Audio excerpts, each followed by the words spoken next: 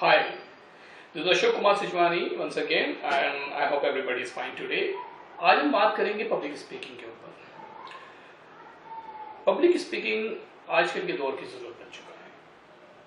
हर कोई चाहता है कि वो एक पब्लिक स्पीकर बने, लोग उससे बेसिकली बात करें, उनको सुनना पसंद करें और एक कॉन्फिडेंस हो लोगों के अंदर बात करने की। तो ये जो है एक नीड ऑफ द टाइम है, हर कोई इसके पीछे आजकल भाग रहा है। देयर आर सम थिंग्स जो मैं सोचा कि मैं आज आपको शेयर करूँ पब्लिक स्पीकिंग के हवाले से। I hope this will work out. चलिए स्टार्ट करते हैं। कहते हैं कि जब आप किसी प्रेजेंटेशन की तरफ जाते हैं, कहीं प्रेजेंटेशन देनी है आपको, तो बहुत सारी चीज़ों को ख्याल रखना पड़ता है आपको। छोटी छोटी बहुत सारी चीज़ें अगर आपको समझ करें तो एक अंबार सा बन जाता है। तो उनमें से चंद चीज़ें हैं जो मैं आपसे शेयर करूंगा प्रेजेंटेशन के हवाले से। I hope you will like it, और अगर आप यूज़ करेंगे तो बहुत सारा आपको फ़र्क पड़ेगा आपकी प्रेजेंटेशन स्किल्स में और पब्लिक स्पीकिंग स्किल्स में। सबसे पहली चीज़ जो है वो है, जब भी आप अपनी पब्लिक स्पीकिंग के लिहाज से कोई भी प्रेजेंटेशन स्टार्ट करते हैं, नेवर अपोलोजाइज। कुछ लोग शुरू से ही बेसिकली अपोलोजाइज करते हैं, लोगों को अपोलोजी शुरू करते हैं कि सॉरी लेट पिकनिक के ऊपर, या सॉरी ये वो बहुत सारी चीज़ें। तो पहला ही इम्पैक्ट जो है वो बेसिकली आपका नेगेटिव जब जाता है तो ऑडियंस कहती है कि यार स्टार्ट इतना बुरा है, तो फिर तो उसने आपने कचरा कर दिया प्रेजेंटेशन। तो what you need is basically never start your presentation, never start your session with an apology. Second thing जो आपको है, जिस चीज का ख्याल रखना है, दैट इज रिजेक्शंस। बहुत सारे रिजेक्शंस हैं जिसके अंदर फियर का एक बहुत बड़ा फैक्टर है। फियर, खौफ, जो इंसान को बार बार आता है। सबसे पहला खौफ होता है ऑडियंस का। तो you have to reject that audience fear कि यार क्या कहेंगे लोग, किस तरह से मेरे बारे में सोचेंगे। Just don't think about it, reject the fear of audience. आप छोड़ दें ऑडियंस क्या कहती है, क्या सोचती है, leave it, just go on. Third thing is focus. आप फोकस करें अपने मटेरियल को, ऑडियंस पे ना करें।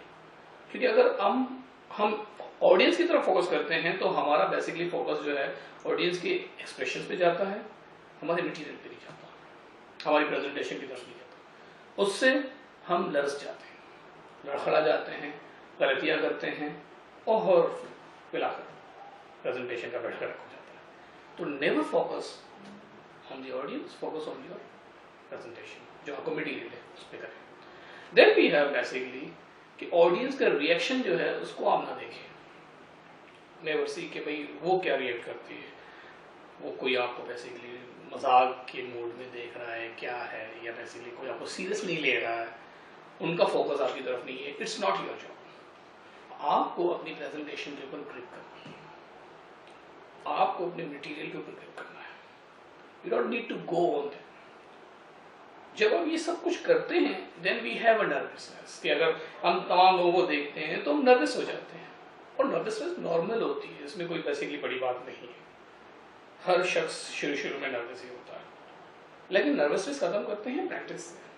जब आप प्रैक्टिस करते हैं एक बार, दो बार, तीन बार, बार बार करते रहें, बिल आखिर ये नर्वसनेस जो है वो इख्तिताम पज़ीर हो जाएगी। जब आपकी नर्वसनेस खत्म हो जाती है तो फिर आप इजीली बोलना शुरू कर देते हैं बिला खौफ खतर। अपनी प्रेजेंटेशन के अंदर कोशिश करें अपनी लैंग्वेज के ऊपर ज़्यादा फोकस करें, क्योंकि लैंग्वेज मैटर करती है ऑडियंस टू ऑडियंस। अगर आप सीनियर लोगों के सामने हैं, खड़े हैं, तो आपको थोड़ा सा गुफ्तगू भी उनके अंदाज से करनी पड़ती है। अगर आप बेसिकली यंगस्टर के साथ हैं तो उसी के अंदाज से आपको अपनी प्रेजेंटेशन के अंदर थोड़ी सी ह्यूमर्स डालें, थोड़ी स्टोरीज डालें, उसको थोड़ा इफेक्टिव बनाएं।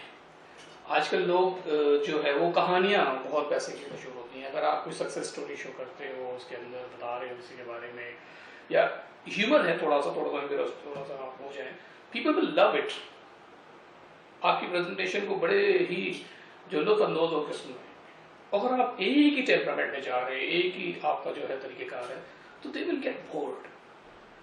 देन आपकी वॉइस जो है आपकी बेसिकली स्ट्रेट नहीं होनी चाहिए, इट शुड बेसिकली मॉड्यूलेट। जब आप प्रेजेंटेशन दे रहे हैं, कोई ऐसा फैक्ट या कोई ऐसी फिगर आए तो आप अपनी वॉइस को थोड़ा सा अप कर दें। जैसे 10,000 पीपल अटेंडेड द सेमिनार, तो 10,000 थोड़ा अप कर दिया। अगर हम स्ट्रेट कह रहे हैं 10,000 people attended the seminar, basically वो मैटर नहीं कर रहा, आप जो फिगर दे रहे हैं उसकी इंपॉर्टेंस खत्म हो जाती है। तो जहां जहां फैक्ट्स और फिगर हो वहां पर अपनी बेसिकली जो वॉइस है उसको मॉड्यूलेट किया करें, एक टोन में कभी भी प्रेजेंटेशन ना हो। आपका जो एंड है प्रेजेंटेशन का वो बहुत मैटर करता है। जब कभी भी आपकी प्रेजेंटेशन एंड करने चाहें तो उसके अंदर कोई शॉकिंग स्टेटमेंट दें या कोई एक ऐसा मैसेज डिलीवर करें कि जो वो आपकी ऑडियंस बैठी हुई है उसको बेसिकली कुछ लगे, आप एक सवालिया निशान छोड़ जाएं, आप बेसिकली एक मजेदार लेसन छोड़ जाएं, आप एक बेसिकली शॉकिंग स्टेटमेंट छोड़ जाएं, ताकि वो कहे कि हाँ वो मजबूर हो जाए कि यार वाकई में दैट वाज समथिंग। थोड़ा सा डायनामिक एंड होना चाहिए, नॉर्मल एंड नहीं होना चाहिए। और मजेदार चीज ये है कि अपनी प्रेजेंटेशन के लिए रिसर्च, तो जी हाँ रिसर्च बहुत जरूरी है। रिसर्च के बारे में ये है कि कुछ जो है पब्लिक स्पीकर्स क्या करते हैं कि वो गूगल करके जो मटेरियल आता है वो बेसिकली शो करते हैं, वो ले जाते हैं, वो डिस्क्राइब कर लेते हैं।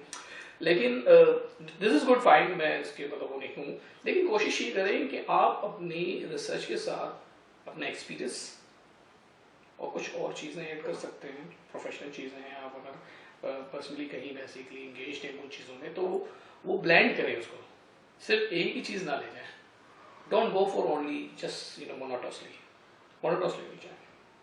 तो रिसर्च जो है वो बहुत ज़रूरी होती है प्रेजेंटेशन के लिए। एंड देन आप अपनी बॉडी लैंग्वेज पे भी बहुत काम करें, क्योंकि एक ही जगह पे खड़े होकर अगर आप कोई जो प्रेजेंटेशन डिलीवर कर रहे हैं तो it is basically not worth listening or worth watching.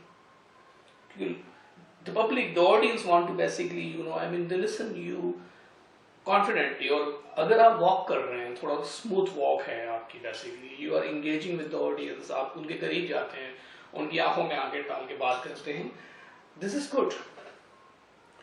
तो थोड़ा सा बॉडी लैंग्वेज पे काम करें, आपकी वॉइस मॉड्यूलेशन है, आपकी आई कॉन्टेक्ट्स है, आपकी basically hands and legs movement है, ये तमाम चीजें जो है बहुत मैटर करती हैं। आफ्टर दैट अपनी ऑडियंस के साथ आप इंगेज हो, अपनी ऑडियंस के साथ आप इंगेज हो, क्योंकि अगर आप उनके साथ इंगेज नहीं होंगे, उनसे क्वेश्चनिंग नहीं करेंगे, उनको बेसिकली उनके करीब जाके उनसे हम कलामी नहीं करेंगे, they will get bored, they will slump and they will slip. तो try to engage with the audience, engage करें अपने आप को ऑडियंस के साथ। And then the last, thanks your audience. हमेशा अपनी ऑडियंस को थैंक्स करें, ऑलवेज थैंक्स। से थैंक्स कि आप लोगों का मैंने टाइम दिया, आप लोगों ने मुझे अपना टाइम दिया, you listen me and this all. Always thank your audience, उसको थैंक्स करें, दिस इज गुड। तो ये कुछ चंद चीज़ें थी जो मैंने बेसिकली गैदर की थी आप लोगों के लिए, जो आप लोगों को मैंने शेयर कर दिया आप लोगों के साथ। आई होप इसको यूज़ करेंगे तो आपकी प्रेजेंटेशन स्किल्स पब्लिक स्पीकिंग की वजह से बहुत अच्छी हो जाएगी। Thank you very much.